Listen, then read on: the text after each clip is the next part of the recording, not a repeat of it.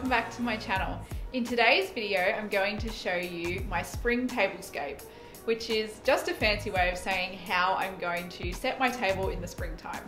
I'm also going to show you how important I believe it is to have a neutral dinner setting. As fun as some of those options are that are out there, I actually used to own a pink and blue polka dot table setting. It actually makes it really hard to work in other items when you want to do a tablescape. This way you can work in your everyday dinner setting into beautiful tablescapes for dinner parties without having to splurge on a fancier dinner set that you may only use once or twice a year.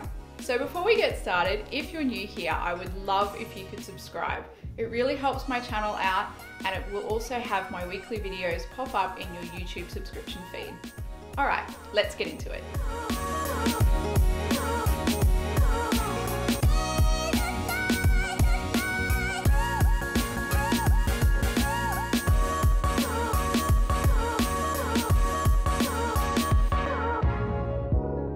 When creating a tablescape, the first thing I like to start with is the table runner or tablecloth and the centerpiece. In this instance, I'm using this beautiful floral embroidered runner and just centering it on the table.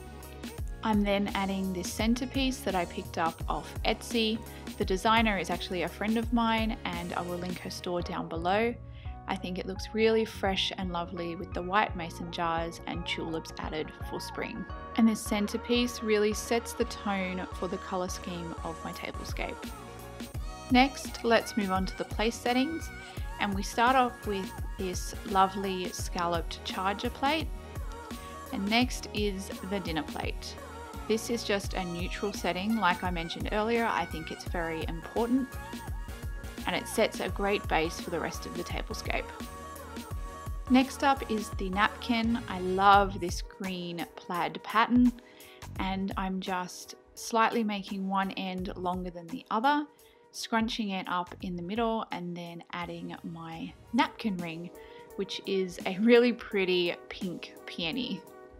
I'm just going to position this in the middle of the napkin and sort of fluff it all back out, and then place it neatly in the middle of the dinner plate. Next, we add the silverware, and first up is the fork. This is placed on the left side of the plate, about an inch from the table's edge, followed by the knife with the blade edge facing inwards, and then the dessert spoon. The water glass goes directly over the knife, and then the wine glass is placed to the right of this. I absolutely love how this tablescape turned out.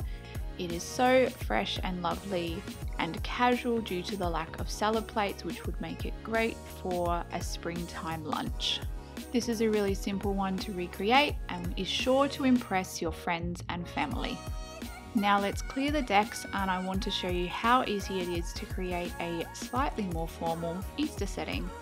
First off, again, we're starting with the centerpiece. I love this one, featuring super cute grass bunny, followed by, this time, placemats. These are made from burlap, and I just cut them to size myself out of a roll that I picked up off Etsy.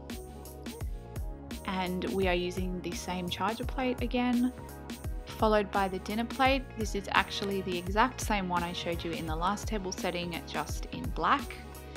And then on top we place the napkin. To do this, I'm folding the napkin in thirds, and then the top half down just a couple of inches, and then flipping it over and placing it on the dinner plate. And then finally, the salad plate is placed on top. I love these watercolor bunny plates for Easter. They are so whimsical. Again, followed by the silverware.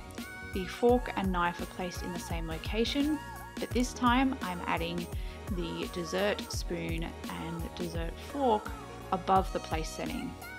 This is a more formal European style setting, and again the water and wine glasses are placed in the same location. So there you have it, a number of ways to create your tablescapes for the upcoming spring season.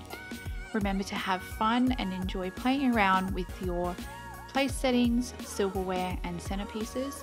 These tablescapes are a great way to add a touch of flair to your next dinner party. So I hope you enjoyed my tips and tricks on how to set your spring or Easter table. If you did, I'd love if you could give it a thumbs up and leave me a comment down below. I'd love to hear from you. Okay everyone, thanks for watching and hopefully I'll see you soon. Bye!